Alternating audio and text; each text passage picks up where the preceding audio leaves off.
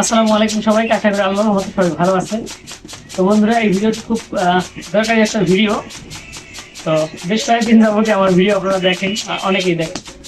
তো আলহামদুলিল্লাহ বর্তমানে আমাদের কাগজের খামের রেট একটু কমছে।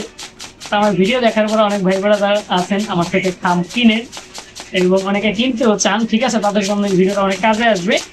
তো আমরা মূলত পাইকারি খাম বিক্রি করি আমাদের কারখানা থেকে সরাসরি বানাইয়া। তো গত কয়েকদিন ধরে আমি একটু বিক্রি করতেছি, আলহামদুলিল্লাহ অনেকেই নিতেছেন আমার কাছ থেকে। তারপর ভাবলাম যে এই আপডেট আপনাদের দেই। যদিও কয়েকদিন আগে থেকে রেট কমছে, আপনাদের আপডেট দেওয়া হয় নাই।